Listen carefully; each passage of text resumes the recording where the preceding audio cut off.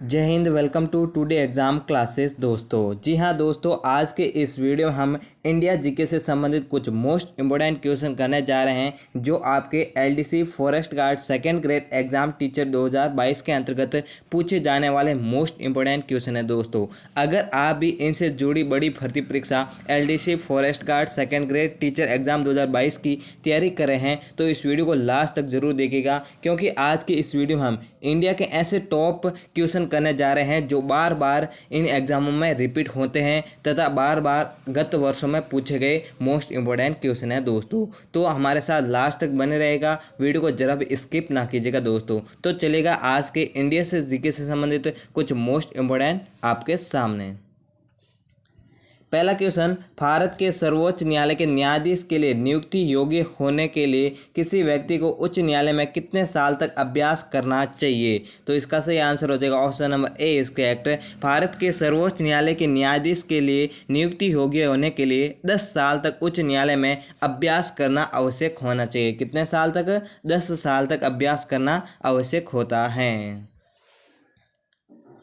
Next question आपके सामने, भारतीय संविधान का 73वां संशोधन किससे संबंधित है? तो इसका सही आंसर हो जाएगा option number B is correct.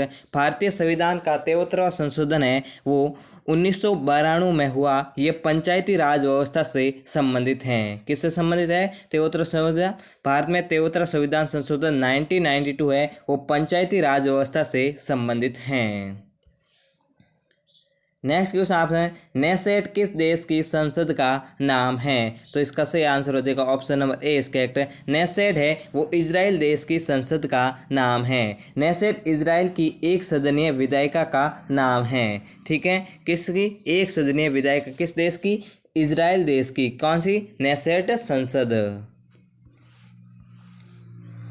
Next question आपके सामने, भारतीय संविधान की दूसरी अनुसूची में निम्नलिखित में किसके वेतनों का प्रावधान है? तो इसका सही आंसर हो जाएगा option number D is correct. भारतीय संविधान की दूसरी अनुसूची में राष्ट्रपति, उपराष्ट्रपति, राज्यपाल, लोकसभा स्पीकर, ऑडिटर जनरल, जज, राज्य नियंत्रकों के वेतन का प्रावधान है। तो इसका सही आंसर हो जाएगा इसमें लोकसभा स्पीकर, राष्ट्रपति, राज्यपाल, उपरोक्त सभी में दूसरी अनुसूची में वेतनों का प्रावधान है। और इसके साथ किसके साथ है? राष्ट्रपति भी है, उपराष्ट्रपति भी है, राज्यपाल है, लोकसभा है, स्पीकर, एडिटर जनरल, जज, राज्य नियंत्रक का वेतन प्रावधान है। किसके अंदर? दूसरी अनुसूची के अंतर्गत हैं। अगला क्वेश्चन आपके सामने, भारत का प्रधानमंत्री अपनी सरकार के खिलाफ अविश्वास प्रस्ताव की वोटिंग में भाग नहीं ले सकता है यदि? तो इसका सही आंसर हो जाएगा यदि वह राज्यसभा का सदस्य है तो यदि भारत का प्रधानमंत्री राज्यसभा का सदस्य हैं तो वह राज्यसभा में ही वोटिंग कर सकता है, जबकि अविश्वास प्रस्ताव राज्यसभा में पेश किया जा सकता है। अगर वो राज्यसभा का क्या हो? सदस्य हो तो वो वोटिंग में भाग ले सकता है। नेक्स्ट क्वेश्चन, भारत के संविधान का 73वां संशोधन किससे संबंधित है? तो इसका सही आंसर हो जाएगा option number C is correct. Bharat के संविधान का 73वां संशोधन है वो पंचायती राज व्यवस्था से संबंधित हैं।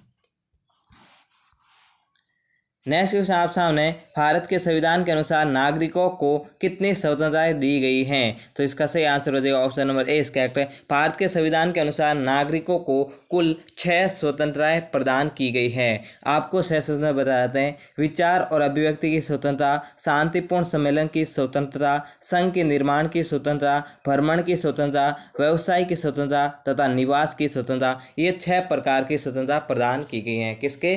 भारतीय नागरिक संविधान के अनुसार भारतीय नागरिकों को। नेक्स्ट क्वेश्चन, भारत में पहली बार आम चुनाव कब हुआ था? तो इसका सही आंसर हो जाएगा option number C is correct. भारत में पहली बार आम चुनाव 25 अक्टूबर कब हुआ था? 25 अक्टूबर 1951 से 27 मार्च 1952 तक हुए थे। तो कब हुए थे? 25 अक्टूबर 1951 से 27 मार्च 1952 तक क्या हुए थे? भारत में पहली बार आम चुनाव हुए थे। अगला क्वेश्चन, भारतीय संविधान के किस अनुच्छेद में राष्ट्रपति द्वारा आपातकाल का प्रावधान है? तो इसका सही आंसर हो जाएगा ऑप्शन नंबर बी इसका करेक्ट। भारतीय संविधान के अनुच्छेद 356 के अंतर्गत राष्ट्रपति द्वारा आपातकाल का प्रावधान है। कौन से अनुच्छेद? अनुच्छेद 356 के अंतर्गत किसका? राष्ट्रपति द्वारा आपातकाल का प्रावधान है। अगला क्वेश्चन आपके सामने, भारत में गार्जियन ऑफ पब्लिक पर्स किसे कहा जाता है? तो इसका सही आंसर हो जाएगा option number B is correct. CAG CAG भारत में गार्जियन ऑफ पब्लिक हैं, वो पर्स हैं, वो CAG को कहा जाता है। अगला क्वेश्चन आपके सामने, उपराष्ट्रपति को जिस चुनावी कॉलेज द्वारा निर्वाचित किया जाता है जिसमें के वोट शामिल होते हैं, तो इसका सही आंसर हो जाएगा option number A is correct. उपराष्ट्रपति को जिस चुनावी कॉलेज द्वारा निर्वाचित किया जाता है जिसमें केवल संसद के सदस्य ही शामिल हो सकते हैं। किसके सदस्य शामिल हो सकते हैं? केवल संसद के ही सदस्य शामिल हो सकते हैं। भारत के उपराष्ट्रपति को राष्ट्रपति के समान ही अनुपातिक प्रतिनिधित्व प्रणाली से चुना जाता है। उपराष्ट्रपति को केवल लोकसभा और राज्यसभा के सदस्यों द्वारा निर्वाचित किया जाता है। नेक्स्ट क्वेश्चन आप सामने, एक संसदीय क्षेत्र में चुनाव व्यय की ऊपरी सीमा क्या है? तो इसका सही आंसर हो जाएगा option number B is correct. एक संसदीय क्षेत्र में ऊपरी चुनाव व्यय की ऊपरी सीमा है वो 70 लाख रुपए हैं। कितनी है? एक संसदीय क्षेत्र में चुनाव व्यय की 70 लाख रुपए ऊपरी सीमा की व्यय होती हैं। अगला क्वेश्चन, हरियाणा की स्थापना किस अधिनियम से हुई थी? तो इसका सही आंसर हो जाएगा option number D is correct. Haryana की स्थापना है वो पंजाब पुनर्गठन अधिनियम 1966 के अंतर्गत हुई थी। कब हुई थी? 1966 के अंतर्गत पंजाब पुनर्गठन अधिनियम के द्वारा हुई थी। नेक्स्ट क्वेश्चन आपके सामने, विदेशी क्षेत्राधिकार किस सूची में आता है? तो इसका सही आंसर हो जाएगा option number A is correct. विदेशी क्षेत्राधिकार है वो केंद्र सूची के अंतर्गत आता है। अगला क्वेश्चन आपके सामने, निम्नलिखित में से कौन सा मिलान सही नहीं है प्रदेशों की महिला मुख्यमंत्री के लिए? तो इसका सही आंसर हो जाएगा, निम्नलिखित में दिया गया सुचिता कृपलानी है वो उत्तर प्रदेश से मुख्यमंत्री है, नंदिनी सतीपति है वो उड़ीसा की है, शशिकला काडोकर है वो गोवा से महिला प्रदेशों की मुख्यमंत्री हैं। तो ये सभी ऑप्शन है वो सही हैं। उत्तर प्रदेश की सुचिता कृपलानी, उड़ीसा की नंदिनी सतीपति तथा गोवा की शशिकला काडोकर हैं। क्या है? महिला प्रदेश की मुख्यमंत्री। अगला क्वेश्चन, भारत में निम्नलिखित में से कौन सा राज्य पंचायती राज संस्थानों में अनुसूचित जातियों के आरक्षण से मुक्त हैं? तो इसका सही आंसर हो जाएगा option number D is correct. 23वें संविधान संशोधन 2000 के अनुसार अरुणाचल प्रदेश पंचायती राज संस्थानों में अनुसूचित जातियों के आरक्षण से मुक्त हैं। तो कौन सा मुक्त है राज्य? अरुणाचल प्रदेश राज्य है। कौन से संविधान संशोधन के अंतर्गत? 23वें संविधान संशोधन 2000 के अनुसार।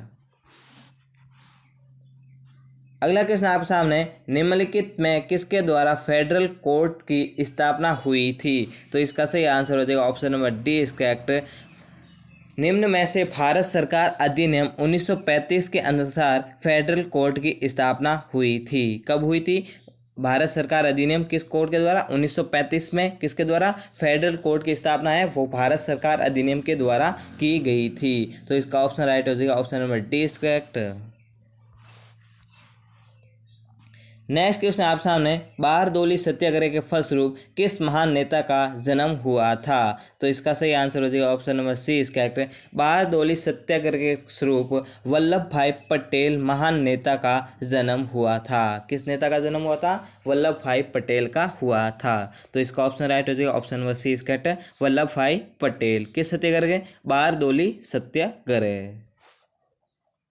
नेक्स्ट क्वेश्चन करने से पहले आपको बता दें दोस्तों, अगर दोस्तों इन क्वेश्चनों का आपको पीडीएफ चाहिए दोस्तों तो हमारे Telegram channel today exam classes को ज्वाइन कीजिएगा, जिसका लिंक आपको वीडियो के डिस्क्रिप्शन बॉक्स में दे रखा है। वहां से आप इन क्वेश्चनों का पीडीएफ है जो डाउनलोड करके प्राप्त कर सकते हैं दोस्तों, और अपनी तैयारी को और भी मजबूत बना सकते हैं। चलिए क्वेश्चन की ओर, विदेशी क्षेत्राधिकार किस सूची में आता है? अभी इसका क्वेश्चन वापस रिपीट हुआ, इसका मतलब मोस्ट इंपोर्टेंट क्वेश्चन है दोस्तों। तो इसका सही आंसर हो जाएगा ऑप्शन नंबर ए। विदेशी क्षेत्राधिकार है वो केंद्र सूची के अंतर्गत आता है।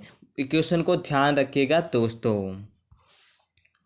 अगला क्वेश्चन आपके सामने 26 नवंबर 1949 से पहले भारत में कौन से कानून था? तो इसका सही आंसर हो जाएगा option number D is correct. 26 नवंबर 1949 से पहले भारत में कॉज CAG से में कानून है वो भारत सरकार अधिनियम 1935 के अंतर्गत था। किसके साथ? भारत सरकार अधिनियम 1935 के अंतर्गत भारत में कॉज कानून था। अगला क्वेश्चन आपके सामने भारतीय संविधान के किस अनुच्छेद में संविधान संशोधन का प्रस्ताव है? तो इसका सही आंसर हो जाएगा option number C is correct. भारतीय संविधान के 300 अनुच्छेद 368 के अनुसार संविधान संशोधन किया जा सकता है। किस अनुच्छेद के अनुसार? अनुच्छेद 368 के अनुसार भारत के संविधान में वो है संशोधन किया जा सकता है। अगला क्वेश्चन भारत के नियंत्रक और महालेखा परीक्षक द्वारा लोकसभा की कौन सी समिति को सलाह दी जाती है? तो इसका सही आंसर हो जाएगा option number C is correct. Bharat के नियंत्रक और महालेखा परीक्षक द्वारा लोकसभा की सार्वजनिक लेखा समिति को क्या दी जाती है? सलाह दी जाती है। किसको? सार्वजनिक लेखा समिति को। नेक्स्ट क्वेश्चन आपके सामने भारत का पहला राज्य कौन सा था जहां संवैधानिक तंत्र फैल जाने या फेल होने की वजह से आपातकाल लगाया गया था? तो इसका सही आंसर हो जाएगा option number C is correct. भारत का पंजाब पहला राज्य है जहां संवैधानिक तंत्र फेल होने की वजह से आपातकाल लगाया गया था। कौन से राज्य में? पंजाब राज्य में। नेक्स्ट क्वेश्चन भारत के पहले राष्ट्रपति डॉक्टर राजेंद्र प्रसाद के खिलाफ मुख्य विपक्षी उम्मीदवार कौन थे? तो इसका सही आंसर हो जाएगा option number B is correct. Bharat के पहले राष्ट्रपति डॉक्टर राजेंद्र प्रसाद के खिलाफ हैं KT शाह विपक्षी उम्मीदवार थे। KT शाह भारत के राष्ट्रपति डॉक्टर राजेंद्र के प्रसाद खिलाफ विपक्षी उम्मीदवार थे। कौन थे? KT शाह। अगला क्वेश्चन आपके सामने अनुच्छेद 19 में विशेष रूप से क्या उल्लिखित नहीं है? तो इसका सही आंसर हो जाएगा option number D is correct. अनुच्छेद 19 में विशेष रूप से प्रेस की स्वतंत्रता है वो उल्लिखित नहीं है। कौन से अनुच्छेद के अंतर्गत? अनुच्छेद 19 के अंतर्गत। अगला क्वेश्चन निम्नलिखित में से किस समिति की रिपोर्ट के अनुसार मुस्लिमों की स्थिति अनुसूचित जातियों और जनजातियों से भी बेकार है? तो इसका सही आंसर हो जाएगा option number A is correct. सत्सर कमेटी की या सत्सर कमेटी समिति की रिपोर्ट के अनुसार मुस्लिमों की स्थिति अनुसूचित जातियों और जनजातियों से भी बेकार है। कौन सी कमेटी? सत्सर कमेटी समिति की रिपोर्ट के अनुसार। नेक्स्ट क्वेश्चन निम्नलिखित संविधानों में से कौन सा भारतीय संविधान में आपातकालीन प्रावधान को प्रभावित करता है? तो इसका सही आंसर हो जाएगा option number B is correct. Germany का संविधान है वो जो भारतीय संविधान में आपातकाल का प्रावधान है वो जर्मनी के संविधान से लिया गया है जो आपातकाल प्रावधान को प्रभावित करता है। कौन सा? जर्मनी का संविधान से। अगला क्वेश्चन निम्नलिखित में से भारत के किस मुख्य चुनाव आयुक्त ने नेपाल और सूडान के चुनाव आयुक्त के रूप में भी कार्य किया है? तो इसका सही आंसर हो जाएगा option number A is correct. Sukumar Sen हैं जिन्होंने भारत के मुख्य चुनाव आयुक्त थे जिन्होंने नेपाल और सूडान के चुनाव आयुक्त के रूप में कार्य किया था। किसने किया था? सुकुमार सेन ने। नेक्स्ट क्वेश्चन आपके सामने भारतीय नागरिकता के लिए आवेदन के से पहले न्यूनतम प्रवास क्या आवश्यक हैं? तो इसका सही आंसर हो जाएगा option number C is correct. भारतीय नागरिकता के लिए आवेदन से पहले न्यूनतम प्रवास 5 वर्ष होना चाहिए। 5 वर्ष से रह रहे भारतीय नागरिकता मिलने पर ही वह भारतीय नागरिकता के अंतर्गत आएगा। कितने वर्ष? 5 वर्ष की न्यूनतम प्रवास आवश्यक होती है। अगला क्वेश्चन नागालैंड की आधिकारिक भाषा क्या है? तो इसका सही आंसर हो जाएगा option number C is correct. Nagaland की आधिकारिक भाषा है वो अंग्रेजी भाषा है। अगला क्वेश्चन आपके सामने भारत में 5 क्षेत्रीय परिषदों की स्थापना किसके तहत हुई थी? तो इसका सही आंसर हो जाएगा option number C is correct. Bharat के 5 क्षेत्रीय परिषदों की स्थापना है वो राज्य पुनर्गठन अधिनियम 1956 के तहत हुई थी। अगला क्वेश्चन आपके सामने किस राज्य ने भारत की पहली मुकदमा नियंत्रित जनजातीय पंचायत शुरू की? तो इसका सही आंसर हो जाएगा option number C is correct. Kerala राज्य ने भारत की पहली मुकदमा नियंत्रित जनजातीय पंचायत की शुरुआत की थी। अगला क्वेश्चन आपके सामने, दो पत्तियां किस राजनीतिक दल का चिन्ह हैं? तो इसका सही आंसर हो जाएगा option number B is correct. दो पत्तियां हैं वो AIDMK राजनीतिक दल का चिन्ह हैं। दो पत्तियां AIDMK, इसका अर्थ है ऑल इंडिया अन्ना द्रविड़ मुन्नेत्र कणगम का चिन्ह है, जो तमिलनाडु की क्षेत्रीय पार्टी है। कहाँ की? तमिलनाडु की कौन सी? AIDMK ऑल इंडिया अन्ना द्रविड़ मुन्नेत्र कणगम क्षेत्रीय पार्टी।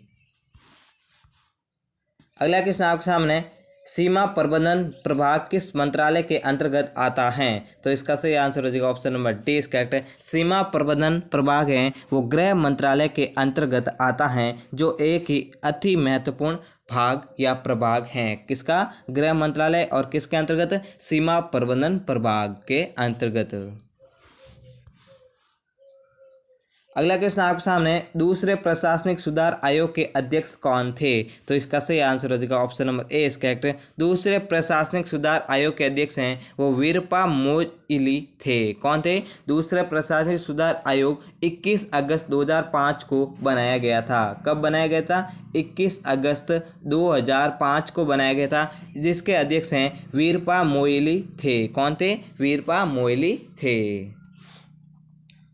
अगला क्वेश्चन आपके सामने, भारतीय नागरिकता के लिए आवेदन से पहले न्यूनतम प्रवास क्या आवश्यक हैं? अभी ये भी क्वेश्चन रिपीट हुआ था, तो इसका सही आंसर आपको बताया था option number C is correct. भारतीय नागरिकता के लिए आवेदन के लिए न्यूनतम प्रवास है वो 5 वर्ष का होना चाहिए दोस्तों। तो मोस्ट इंपॉर्टेंट क्वेश्चन है दोस्तों, बार बार 2 बार रिपीट हुआ है दोस्तों, तो क्वेश्चन को ध्यान से पढ़िएगा दोस्तों। इसी के साथ हमारे साथ कंटिन्यूटी बनने के लिए वंदे मातरम।